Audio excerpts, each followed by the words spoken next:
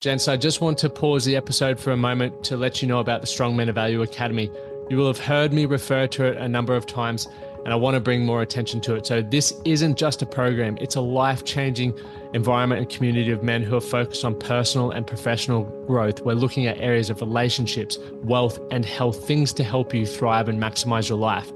Imagine having bi-monthly one-on-one coaching sessions with myself, weekly group coaching calls, and an incredible brotherhood of high achievers by your side.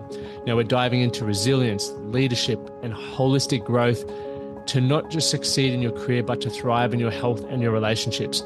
Your journey to greatness, it starts here. So join the movement and you can apply for the Strong Men of Value Academy. You can head to themanthatcanproject.com to find out more. I actually gained a lot of confidence from that.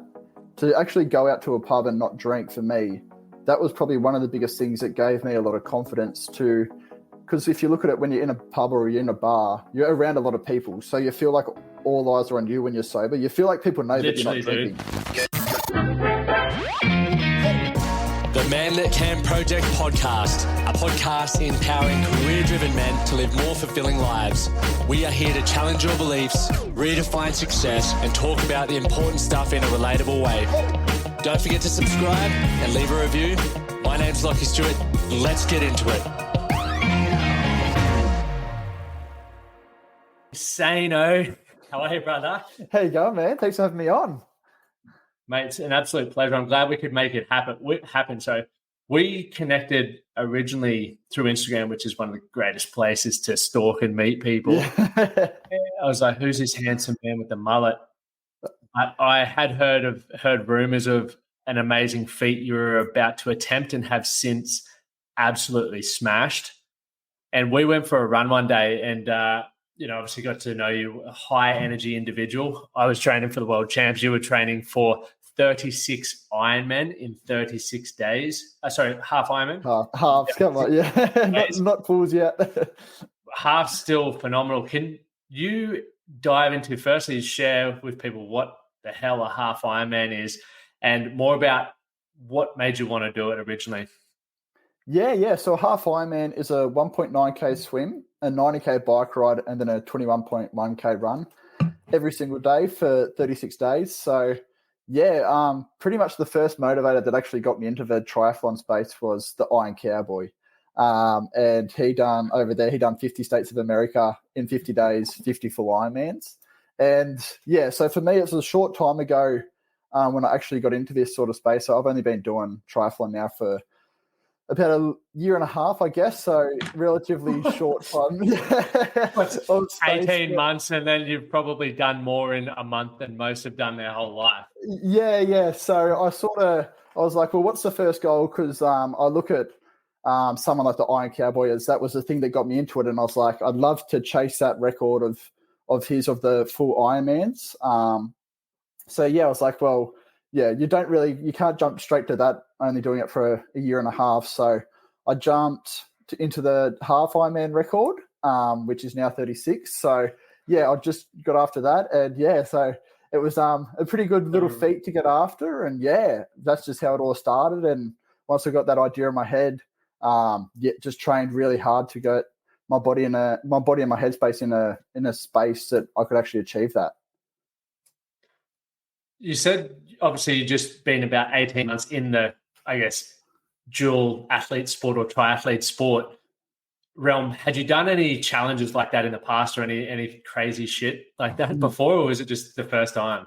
Nah. So this is pretty much the first thing. I guess if you look at it, I've done 75 hard. It's probably one of the hardest things I've done before that.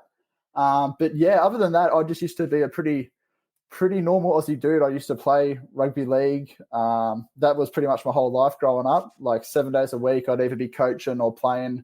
Also just I used to be pretty much a general dude. So I'd get on the piss every Friday, Saturday, Sunday, whatever day it was. I'd just be on the piss and playing footy. And when I made this whole change, everything completely changed about my life. It's very funny now looking back at the lifestyle I used to live. I feel like I've already lived two different lives and I'm only 25.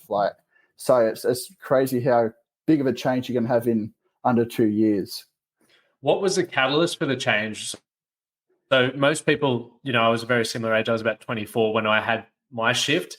And I think yourself and myself are probably anomalies for that age. What was it for you that made you shift? For me, it was just a sort of, I guess, I was always driven by the building. So growing up, I was a carpenter, got my builder's license, and I'd always was aiming for those next goals. So when you're sort of growing up, you can go, all right, first year apprentice, second year apprentice, third year apprentice, go and get your builder's license. So I always had those next goals to chase after me. And sort of being in a small town, that was just a normal thing to do. So you go get your builder's license, you play footy, you drink piss. And yeah, that was pretty much just the norm for me that I sort of saw as a normal life. And then, my sister brought home, she gave me the Andy Frisella podcast to listen to one day.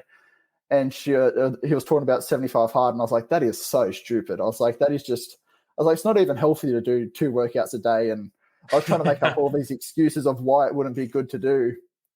And then, slowly but surely, it just started chipping away at me day by day.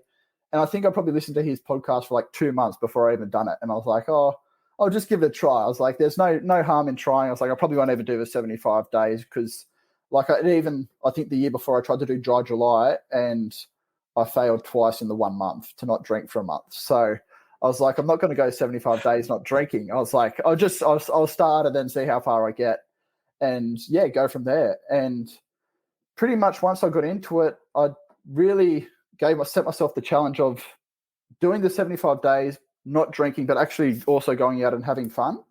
And so, every time that someone would invite me to go out, I made sure that I was still going out to the pubs or going out to the parties and everything like that. And I found that I was actually having just as much fun, but I'd also remember the night out as well. So, that really just drove it home to me that I don't have to drink to be having fun. And it led to a whole new healthy lifestyle that I could actually wake up on a Sunday morning and go for a run or go for a swim or a bike ride. And since then, it's just been a complete change. It's pretty cool how you just decided to do something you maybe didn't have full confidence in yourself to get it done. But from that initial, let's just give the 75 hard a crack, you then also saw some other, I guess, areas in your life that you wanted to improve upon. One thing that I struggled with that I related to what you just said was when I wanted to cut back drinking and my partying. I wish I had the balls to continue going out and go out sober, but I just couldn't do it, dude. I had the rubber arm. So when I heard you talk about it on another podcast, and I was like, this dude's awesome. Like he identifies, like you see these areas that you would love to improve upon, but you don't alter your life to do it. It's just like you build it into your life, which for me, that's how you make sustainable change. Yeah. And now, like, I even look at my lifestyle. I don't go out anymore, but it was for me to make that change. And I actually gained a lot of confidence from that. To actually go out to a pub and not drink, for me, that was probably one of the biggest things that gave me a lot of confidence to, because if you look at it, when you're in a pub or you're in a bar, you're around a lot of people. So you feel like all eyes are on you when you're sober. You feel like people know that you're not drinking. You walk around, you're like, oh, they know I'm not drinking. Everyone knows that I'm not drinking. So for me to gain that confidence, I then was able to take that into social settings of, say, a run club or anything like that, and actually to be able to just go around and talk to people. Whereas before that, I used to rely on alcohol to actually, if there was a crowd of anything more than 3, 4, 5 people, I felt like I had to be drinking to talk to everyone. Yeah, man, I can relate to that so much. Like my social anxiety, wouldn't even call it anxiety, but I was just an awkward dude. I still am to a degree, but it's that exact thing. I needed to hold something in my hand. And originally it was like it's to smoke back in the day. So I'd always have a durry in my hand. Yeah. And then once I managed to kick that, it's like, all right, I've got to have a beer. And it's like, I didn't even enjoy it half the time. It's just, it was like my blanket, man. Like when you had the teddy growing up, you just hold on to that and go, I'm safe. And then, act like a dickhead afterwards. 100%. Well, one of my things was when I actually did stop drinking for a bit, I used to just get a soda water and lime. So I was like, if people think that I've got a vodka lime soda, I was like, they won't think that I'm not drinking. So I'd walk around just carrying a glass of soda water and lime in there, hoping that people thought I was drinking vodka sodas. Mate, smart. It's like it's trying to make things more frictionless, I guess. If you're trying to create change, obviously, you've got to deal with it yourself mentally, but then also the environment. So it could be your friends or your colleagues.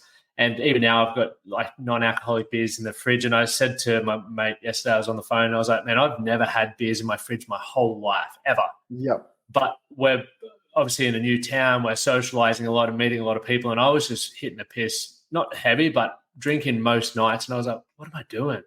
Yeah. So to get on the front foot, because we've got people coming over, so I'm just going to keep the beers in the fridge, non-alcoholic ones, because then I don't have to drink what other people are bringing over. It's just like I'm prepared for the socializing, but rather than doing what I don't necessarily want to do, I'm good to go. Yeah, well, that's it. You're setting yourself up for success. Like if you don't have those there, and then someone comes over and they bring a carton of beer around, then you're going to drink their beer. So if you've got your beers of non-alcoholic beers in the fridge, you're going to drink it. Exactly. And so diving back into your story, sorry to bloody hijack it a bit there. No, I love it, mate. I love talking about that sort of stuff. I think it's something that needs to be shared more because so many people get such anxiety around that, I reckon. Definitely. And look, to pull that apart then while we're here, it's for me, and I'm sure it might have been the same for you, Layne, when you recognize that you needed that as a safety blanket or to make you feel comfortable, it's then about asking yourself, why do you need it? For me, I felt, as I said before, it's like sometimes I feel like I'm socially awkward. I don't know the right things to say. Maybe I don't feel like I have value to add. So it's like, okay, well, why is that? And then it comes back, you're peeling these layers back, and it's like, oh, I don't believe in myself, or I don't think I'm worthy. Okay, well, that's the issue, not the alcohol. No, the alcohol is a symptom. Yep, big time. What was it like, obviously going through that transition? Probably, did you lose a lot of friends along the way? Yeah, it's actually, and I don't blame it on them, but it's also probably me not being the way that I used to be as well. Like when I used to drink, I would say I was pretty wild. Like I'd go out there, I was pretty carefree, and I wouldn't really give a shit about everything. But I think it's one thing you notice as well when you actually stop drinking, maybe about the way that people are perceiving themselves when they're drunk. Like you look at, I had a lot of mates that I'd been out with since I was 17, 16, and I'd never thought they were a dickhead when they were drinking. And then as soon as I stopped drinking for like a month or two, I'm like, holy shit. I was like, I can't believe that you hang around these people. And it's all, you think you're just having a good time and nothing's too serious, but you look at some of the stuff that they're doing and you're like, that's taken too far. So yeah. I definitely have lost, like I said, it's a part and part. Like I think it's also my doing as well. But yeah, I definitely had a lot of mates that haven't reached out to me, and I haven't reached out to them because it's just we've gone in separate paths. Like they look at my lifestyle and think that's not a lifestyle that I want to live, and I also now look at their lifestyle and think that that's the lifestyle that I don't want to live. So I guess it's one of those things. But now I've also put myself in a situation where I've made. Since like I've lived up in Brisbane for 7 months now, and I'd have to have, well, the last day of my challenge, I had 100 people rock up. So in a space of 7 months, I've went and met at least 100 people, if not more, that I actually call really good friends and great people to be around. So yeah, when you can do something like that, and it's all just about changing your environment, really. That's one thing that people struggle with is changing their environment. It's, we don't like being alone. We don't like feeling like we're not a part of something that, it's like the crab in the bucket mentality when crab's trying to get out, all of the other ones are pulling it back in. 100%. So for you, the key to your success there was obviously, well, how did you get that new network then? Can we start there? Well, So I found that through running. So, and this is just like another thing, and it's just crazy how quick it can go from one length to the next. So, pretty much last year, I decided to do a 100K run at Mount Kosciuszko, which was just that was out of nowhere. So I went from running, the longest run I'd done before that was 23K, and then I decided to do a 100K run through Mount Kosciuszko. And then when I done Mount Kosciuszko, I met a group of people that owned a run club up in Gold Coast and Brisbane.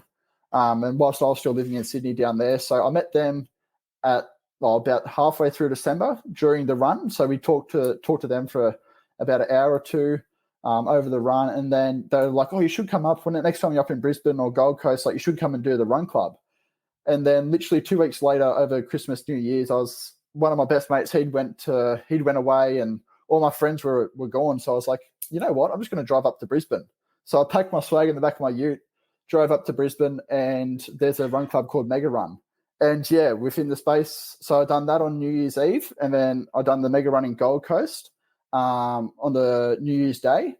Met my current girlfriend, met all my best mates that I've got up here at the moment within the space of like something that I just look at and I go, I never would have done that a year ago. I never would have just driven up in my ute. I was camping along like all the beaches. Like I think at one stage I was at Mermaid Beach and I was literally camping on the beach, and both the houses next to me were both worth 15 million. And I was just got my swag rolled out on the So like I was just up here just living, like just doing stuff that I just found a bit uncomfortable, but I look at it now and I'm like, that's probably like the biggest change that I could have had in my lifestyle. So from moving, and then I decided to move up here after I met all those people. So I've lived up here.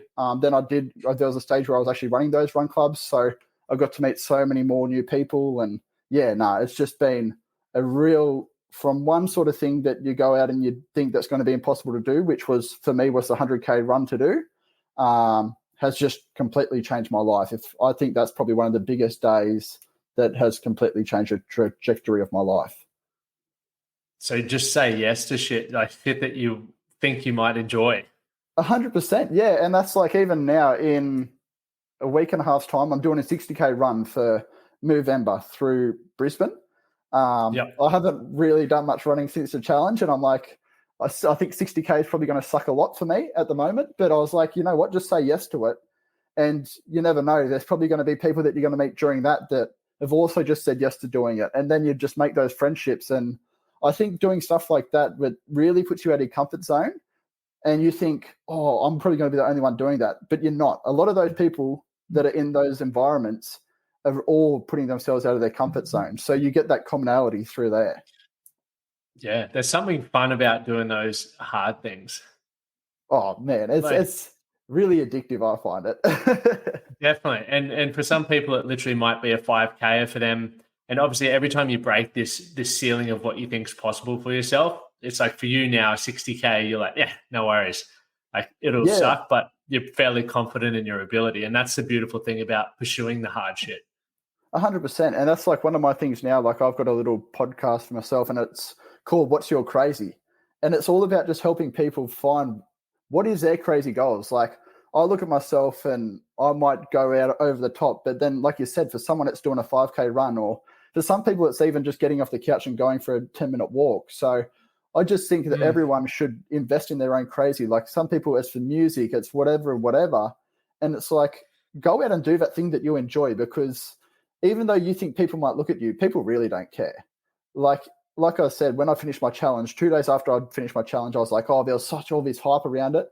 2 days later, I was just a normal human. So I look at that. If you go and do whatever you want to do, people are still going to look at you the exact same way. That's the thing, hey? Like you can never, and whether people judge you or not, who gives a shit? I went on a ghost tour last night. Like my missus, I don't know if your missus loves like true crime, or if you love it, true crime and all that sort of stuff. Anyway, last night was a date night and we tried to get into a jazz bar. It was booked out. We tried to get into comedy. It was booked out. And Amy's like, there's this ghost tour on at 9:00. I was like, let's do it. Yeah. Anyway, it was like good fun, man. Anyway, once we get into like just near Broadway, like the busy part of the town, there's people everywhere, like socializing. And all of us, like our tour guide just was so invested in ghosts and whatnot. Yeah. And all of a sudden, I noticed that I was worried about what these people were thinking about me. They're like, is this guy a loser because he's doing a ghost tour? And exactly. I had to laugh to myself when that happened, because I was like, it doesn't stop. Like anyone who thinks they're ever going to not give a shit about what people think are kidding themselves. But it's just the difference between whether you're going to allow that to hold you back or not. And that's the thing. Like you could ask all those people, whoever you're walking past, 99.999% of them probably never even noticed you. Like they're just doing their own thing. Come on, mate. No. You're a good looking sort, mate.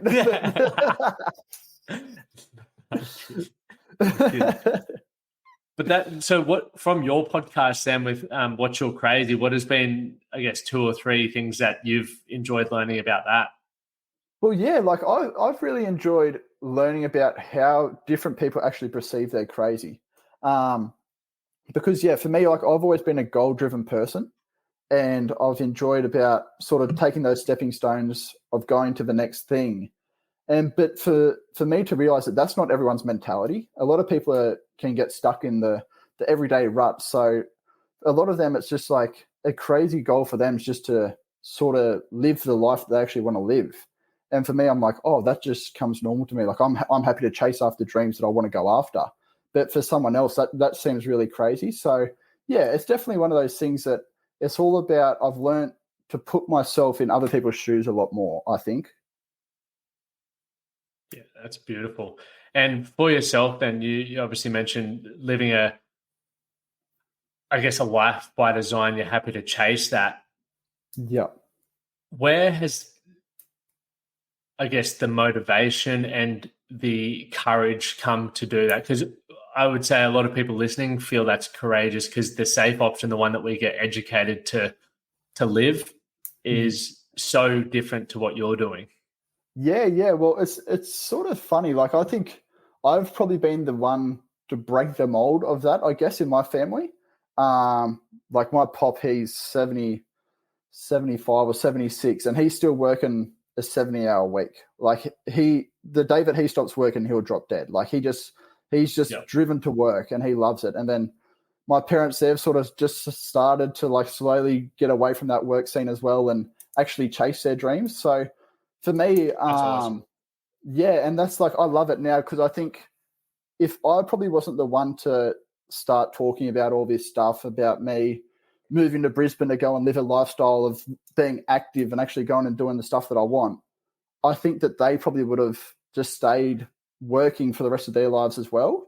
Whereas now they've just went and bought a caravan to drive around Australia and to have a gap year and whatnot. And I really think that for me, I sort of worked really hard from the ages of probably 15 was when I started on this job site. So from the ages like 15 to 22, like I was working 6-7 days a week, 10, 12-hour days in the sun, whatever, in the cold, whatever it was. And I was so used to that. And then I sort of realized that I wasn't overly happy, and I didn't feel like I was fulfilled, and I felt like I was just doing it to get by day.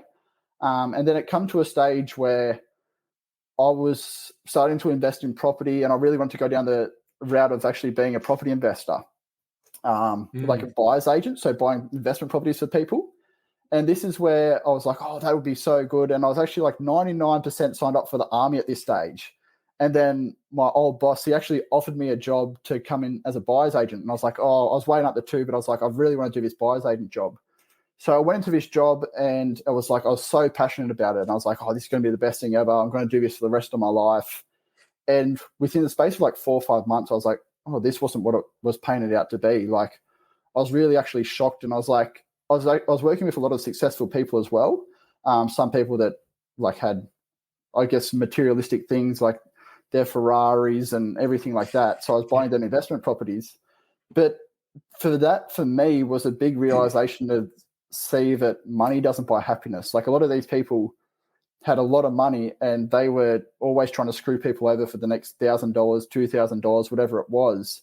And they weren't happy themselves. Like you could tell by every time I'd ring them on the phone, it was like there was this big drama of whatever it was. They'd always have this thing in their life that they weren't happy about. And then for me, that was the biggest realization to think, holy shit, like why are all these people working for money and they're never achieving happiness in their life? And there's been a study done on this, and it's like they ask people how much money would make you happier. And 99% of the answers is 3 times much more money. So it's like, I could be earning 50 grand a year. And they ask me, it's like, oh, if I had 150 grand a year, I'd be happy. And then you go and ask that person making 150 grand a year, they say 450,000. So everyone's thinking that money's going to make them happy when it doesn't. You've got to find value in yourself to make yourself happy. Spot on. I think the number even originally when they did that study as well was like 75 grand a year. This is US, obviously, but, throw a bit of inflation on there, you're probably looking at 100 now. Yep.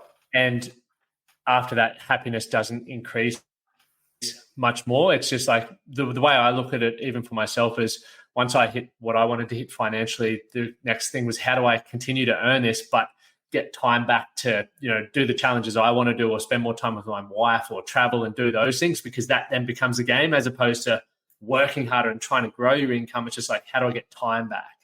Yeah, 100%. And time's the most valuable asset. Like that's the one thing that you're never going to have more of.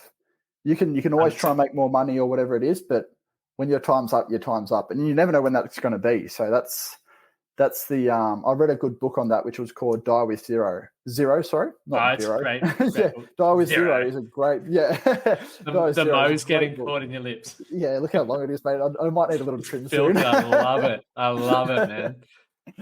Yeah, so Die with Zero, and yeah, that's a great book, and it talks about why make all this money through your lifetime to then chuck it all away or give it to your kids or whatever when they can make their money, and it's like you could eventually die and your kids get your inheritance, but you don't get to see what your kids do with the money. So while you got the money, why not give it to the kids whilst you're alive to actually help them maybe invest or whatever it is, rather than passing away, then they've got this large sum of money and then they just go and blow it all. Whereas you could have slowly given them 10 grand a year to help them out doing whatever and actually had a bigger positive impact on their life. Yeah, I hope my parents listen to that bit of advice there. Yeah. Trick you a bit of money, mate. Yeah. Yeah. But even, dude, like think about the stories you're going to have when you're 60, 70, 80 plus of like the crazy stuff that you've done, the risks that you've taken. You're not going to be sitting around talking about the fact that you made X amount of money. Like your grandkids or your kids aren't going to give a shit about that. They want to hear the cool stories, man. Yeah. And that's actually, I went for a run this morning, and for some reason this thing popped in my head. It was like, your future self will wish you'd done more when you were younger. And like, it's probably, I don't know, someone else has probably said it, but for some reason it just like popped into my head. And I was like, it's so true. Like you look at where you're going to be in 10 years time or whatever. And like, I'm only 25 now. It's like, this is meant to be your glory day. So you should be doing so much more with your time. Like, and that's the thing, like you should just go and do whatever. You speak to people when they're 50 and they're 60 and they're like, oh man, to do, like, if I could go back to the age of 25, the stuff that I do. So yeah, it's 100% about just trying to do as much as you can in this little time, I guess. Yeah, literally. A bloke said to me probably 8 months ago now when we were talking about my business, and he's like, you could really scale that to $1 million a year business. I'm like, yeah, I know I could. And he's like, well, why don't you? I'm like, well, because that would mean I'd have to spend more time on it, more coaching, more X, Y, and Z. And it means then I can't do the fitness stuff that I love doing because I can always earn more money. But there comes a time and a place like, after sort of 40, you start losing a lot of your speed. So you can't do a lot of that, fast work. That's when I'll start getting into triathletes and IronMans and all that, my endurance events. Yeah. But thanks, mate. Well, I've still got this. Why, is that a bit of a stat? Nah, you peaked early, bro. Nah. Yeah. But, I've thought about a lot of that because it's like, once again, when you think about what you want from your life and the experiences and the stories that you want to be able to tell, for me, I've been like, okay, well, there's a timeline. I regret retiring from rugby when I did because as much as I could go back now, I haven't played for 10 years. My body wouldn't like it. But I don't want to make that same mistake again when I'm 40 and not being able to do 400 meters or, all these other things that I'm doing at the moment. I've got a timeline for that. So business will continue to tick along. But as long as I have the freedom to do what I want and be a good man and have great friends and, have a roof over my head, life's pretty good. 100%, man. And that's the thing, like, you strip life back to its simplest form, and it's like, how do you be happy? You like surround yourself with good people. You keep active. Like it's not much to make someone happy, but everyone thinks there's this secret ingredient that once you get this much money and you get this car or you get this, I don't know, laptop or whatever it is, like that you're going to be happy. But it's really not. Like being happy is a very simple thing if you strip it down to the smallest things, the smallest matters. Having great people around you, yeah, it really is. It can be such a simple task. Literally. Yeah, the hard part's not getting distracted. So with the Ironman, what was the drive? Obviously, you saw Iron Cowboy, and I watched his doco as well, and I was like, that dude's insane. I saw another guy, I think it was you who actually told me, the guy who was on ended up getting 103 days or something. You end up getting 105. So yeah, so at the moment, when I do go for that record eventually, I'm looking at 106 at the moment. So yeah, I'm looking at that kind of shit. How it just gets bigger and bigger. And to be fair, I think that's one of I guess my motivation for it is, in all seriousness, I think it's probably one of the toughest challenges that's ever been done. Some people say like I really don't think anything else has been done that is harder than backing up Ironman after Ironman for 105 days. I really don't think. You look at some of these people that do these big runs and everything like that. For in my experience, I just don't think that could be topped at the moment. There's some people running around the world and people running across Africa and that say they're averaging between 60 to 60K a day. These people are going and doing like a 3.8K swim, 180K bike ride, followed by a 42K run.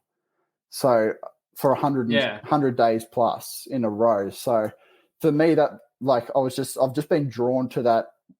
I don't know. I've had this mentality of always growing up, even when I was young playing footy.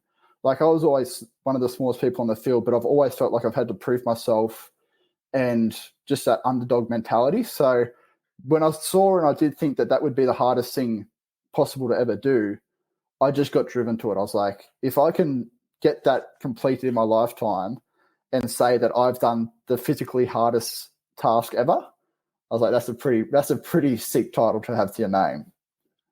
100%. What did the training look like in the lead up to it, and even the recovery? Because when you were talking about then, like, the runs and there's a lot of phenomenal people doing a lot of phenomenal shit at the moment, like huge stuff.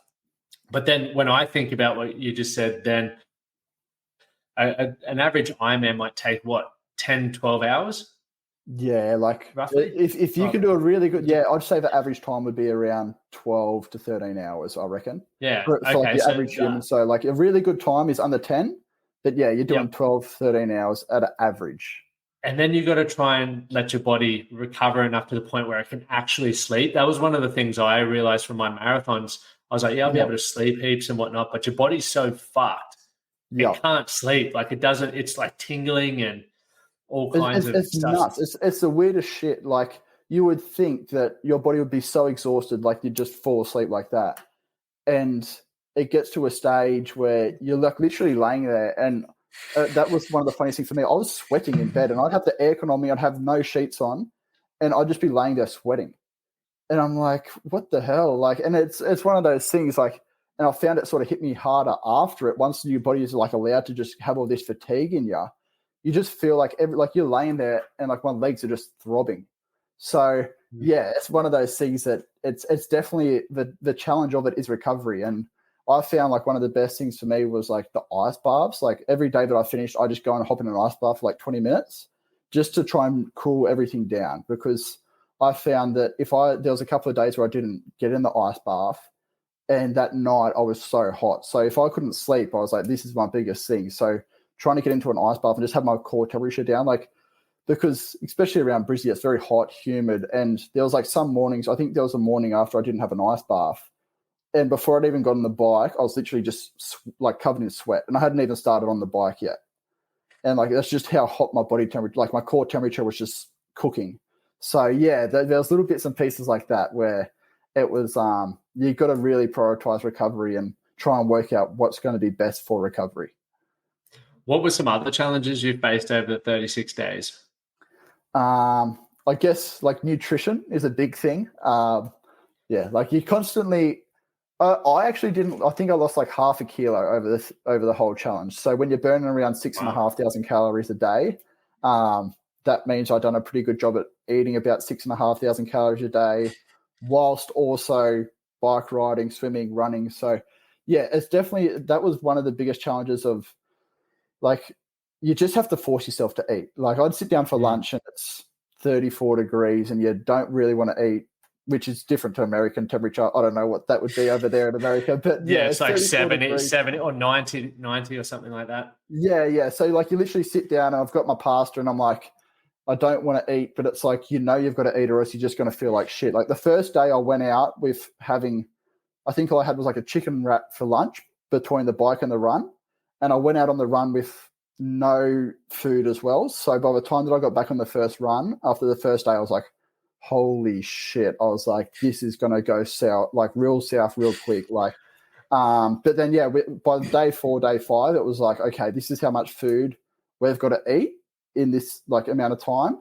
and it's like you've got no choice. So I just eat as much as I could. Like literally, it wasn't even a healthy diet because you're just trying to get as many calories in as you can. So I was waking up, I was eating 2 peanut butter and honey sandwiches before I'd swim. I'd get out, I'd have like a big thing of protein oats, and then like I'd be eating brownie for breakfast and drinking like just calorie water. So I was just drinking carb waters on the bike. So between my 3 bottles, I was getting 900 calories on a bike just through drinking. Wow, that's unreal. Yeah. And then I'd have like 20 snakes on the bike ride, packets of chips, just LCM bars, just like everything that was just full of sugar and full of calories, I was eating. And then like the biggest thing was then when you go out and try and run, you feel like you're going to throw up the whole run. So I'd get to like 13K and I'd be like trying to stop myself from throwing up, because if you throw up, then you lose all those calories that you've just eaten for the day. So yeah, that was certainly one of the biggest challenges. And I guess like one of the biggest challenges also was just getting up every single day. I'd found that I'd get out of bed and I'd go and sit. I've got a step near my bed and I'd just like sit on the step. And that was like the first step of the day. So I'd get there and I'd be there for like 5 minutes, just like thinking, why am I going out to do this? And I guess for me, it's one of those things, like tying it back to that having cystic fibrosis as the main charity for this fundraiser.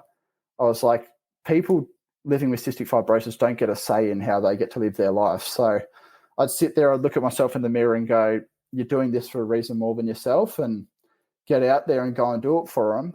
And then, yeah, it's one of those things as well. Once you put it out there and you tell everyone that you're going to do 36 half IronMans, you want to fucking do that. So, yeah, I'm a man of my word, and I was like, let's fucking get it done, I guess. What was there one standout moment where you've considered pulling the pin, or that never crossed your mind? I wouldn't say pulling the pin was ever going to happen, but there was a couple of days where I think the worst days are when it's super windy. So I think it was day 11, and it was so windy. Like I was normally on my bike, when I push 200 watts on the bike, I go about 30k an hour. And this one day I was pushing 200 watts on the bike and I was going 23k an hour. So I was like doing the same amount of effort to go 7k an hour slower. And I was just there going, like I was literally screaming at the wind. Then my bike chain fell off. So I had to fix up my bike. And it was just like everything just felt like it was against me that day. But yeah, in all, there wasn't too many days where I thought I was going to quit. But there was a lot of days where it's just a tough grind. And some days you just don't want to talk to anyone. Some other days you're wishing you had people around to talk to. And I found that for me, my focus was just all over the shop. I was trying to maybe listen to music sometimes, listen to a podcast or whatever. But then other days I was just like, I just want to be by myself and not have people around me talking. So like I'd go out on a 3.5 hour bike ride I was taking sometimes, and I wouldn't listen to anything. Or I'd find someone along the track and try and talk to them or whatever it was. And yeah, it was really, I think I just got stuck so much in my own headspace that I couldn't even control what I was thinking at most of the time. Yeah. Were you doing, and like in the lead up to and during, did you do anything to sort of prep your mindset? I wouldn't say, like, I guess with my training load, like I was training 28 hours a week. So I guess that in itself comes with a lot of prep to train your mind. Like one of my worst training sessions was we'd do like after a big week of training, and then Sunday was a double run day. So it was like 15K on Sunday morning and then 15K on Sunday Arvo at about 3 o'clock in the Arvo. So when no one else is doing nothing on a Sunday Arvo, you're meant to be relaxing. That was like always my staple workout, I guess. It was always a big run on a Sunday Arvo out in the heat. And yeah, like it was just one of those things. You don't really feel like doing it. And yeah, you build up a lot of, I guess, that mental toughness. But then again, like I said, one of my biggest challenges, I think that did help me a lot, was the 75 hard. Was one of those biggest mental challenges for me, where at the start of it, I didn't think I was going to do it. And then I look at how I did complete that. And then, then what has happened from there, the confidence that I've then grown in myself. So I think it's all about that little bits of confidence that I do get in myself about going and talking to strangers and whatever it is. I think all those bits and pieces that you put brick by brick by brick, and then you end up building that mental toughness in yourself and that confidence. That's awesome. And what made you choose cystic fibrosis? Like, why does that hold such a special place in your heart? Yeah, so I've got a big base of friends now with cystic fibrosis after doing the challenge for cystic fibrosis. But before that, I had a really good mate in Wollongong who lives with cystic fibrosis, Bradley Drybra.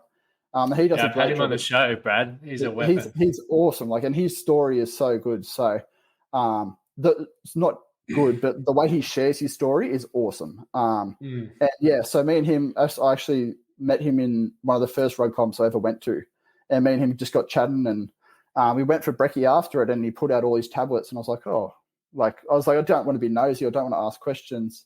And then I found out Brad's podcast, and I started listening to a couple of his things, and I was like, oh, he's got cystic fibrosis, and I was like, oh, like, just my instant thought was like, oh, it can't be that bad then. If he was out running 10K with me, it can't be that bad.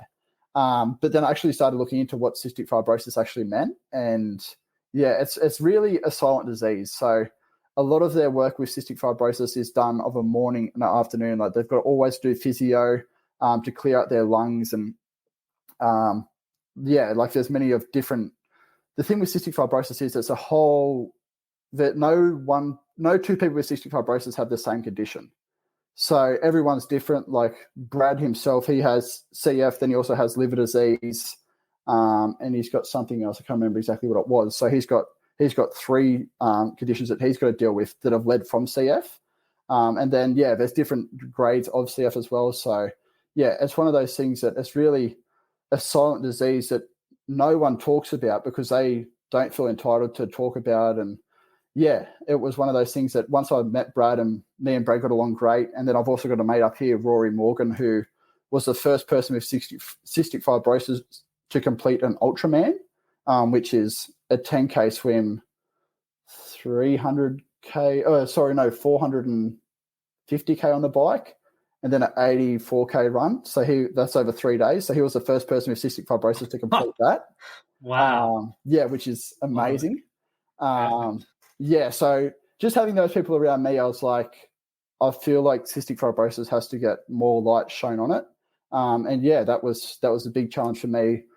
Over my challenge, I was trying to share as many stories as possible of people living with cystic fibrosis. Yeah, that's an awesome thing. I think you raised $42,000+, which is 45,000 ended up at, which was well done, great. mate. That's awesome. And it's good when, I think it's always awesome when people like yourself do those things to raise awareness for areas that aren't getting as much notice, because obviously we're all impacted by there's so many things going on in people's lives. So to shine light on things that maybe don't get as much recognition or have as much understanding is a good one to do. Yeah, exactly. I wanted to ask as well, because I know a lot of our audience are busy men in their corporate careers and trying to climb the corporate ladder, and they don't make time for things that are important. There's always excuses there around time. You were doing 6 hours plus of exercise a day, plus then recovery on top of that. Yep. How did you manage to make your relationship work as well? Yeah. So that was, I guess, me and my girlfriend, we actually have a very good open relationship where we will talk about anything and everything. And this is one thing that we'd actually spoken about before the challenge. So I guess it's all about setting boundaries and what to expect during it. So we knew that I wasn't going to be my normal self after completing 6.5 to 7 hours of training. Of the half Ironmans every day. And I guess it's just being moody and whatever it was. So for me, we'd already had this discussion that if there does come to a stage where I don't need a girlfriend and I need more of a partner, or like a partner in crime, I guess, for those however many days, then that's what I was going to have to come to. Which I didn't end up having to come to that stage, but there was a lot of time where our communication wasn't as good as it normally is. Like now we've got great communication. We can talk about anything. And that's one of our best things. Like one of my best traits that I think about my girlfriend is like, she's so open about everything. Like the first time that we met, we were talking about stuff that I've never spoken to anyone about. So I think it's all about setting realistic boundaries and then also being super open. Like, having nothing on the, like putting all your cards out on the table and saying, this is who I am. This is the worst bits of me. This is hopefully the best bits of me. But yeah, like it's all about being super honest and just setting down like expectations, because if you don't set those expectations, then you're setting yourself up for failure, I think. Yeah, definitely. Some great points there. And I love the communication piece, because quite often people neglect that. They just hope that their partner understands, or they assume they should get it. And it's like, no. That's why we have such high divorce rates, or even couples that are still together, but they just fucking resent each other. So I was curious as to how you did all of that. It's all about having that tough conversation at times as well. Like with my girlfriend, she's a high level swimmer. And this is just going on the other day, and I could tell she was coming back in the door every day, I guess, sort of not happy about her training and that. And for me, I knew this is a tough topic for me to talk to her about, because she's been swimming her whole life. So it's like I got no idea about swimming. I suck at swimming, but it was more about me trying to be there for her to talk to. So it was me. I was like, as much as this is going to feel weird for her, I'm like, is everything going okay with swimming and X, Y, Z? And it was a tough conversation for her to then have, but it allowed her to then trust on me a lot more. So and it's always tough conversations that we do have, that I think sometimes you just got to rip the Band-Aid off, and it's not going to be anywhere near as hard as if you let that go down the track 3 years down the track, and then it's like all these communication breakdowns. You're just better off ripping the Band-Aid off and having those tough conversations. Yeah, definitely. So what's next for you? Well, yeah, 2 weeks' time I'm doing a 60K run. So I'll get that out of the way.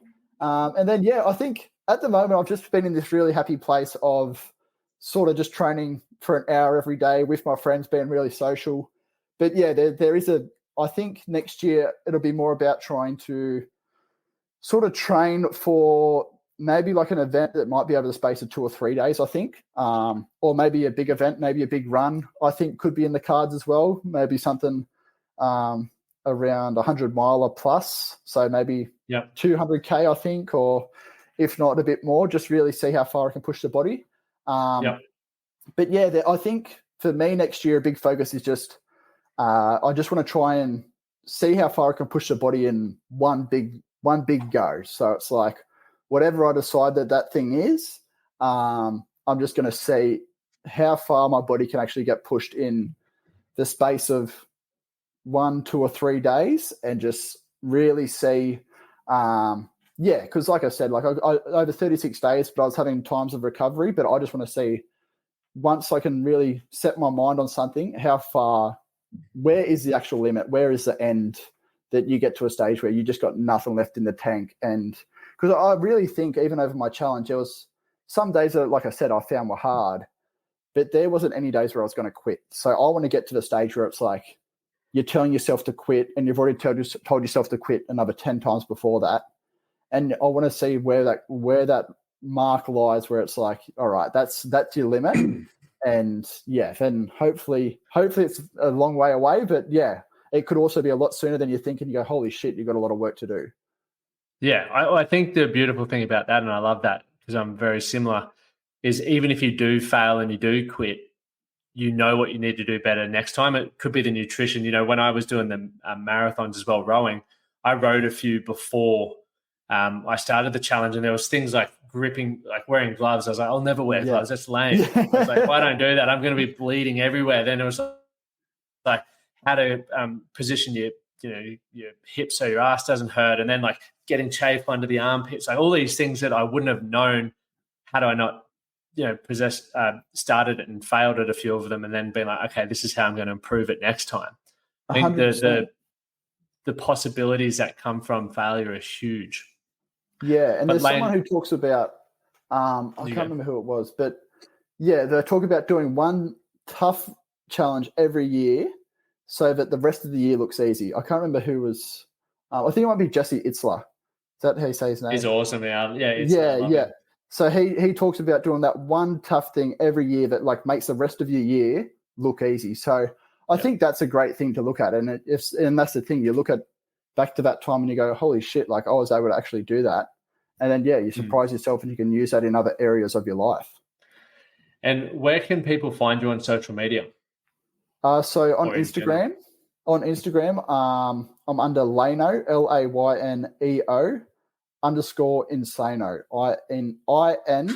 INSANEO. So that's where I put up most of my stuff on Instagram, and that's where you can find me. Cool. I'll have that linked in the show notes, mate. Thank you so much for coming on. Once again, congratulations on not only setting the world record, but raising the funds for a good cause as well. Thank you, mate. Thanks for having me. Thank you for listening to the Man That Can Project podcast. My name is Lachlan Stuart, and I hope you enjoyed this episode and found it helpful. If you did, please take a moment to rate and review the Man That Can Project on your favorite podcast platform. And don't forget to subscribe to stay up to date with our newest episodes. We'll see you again next time.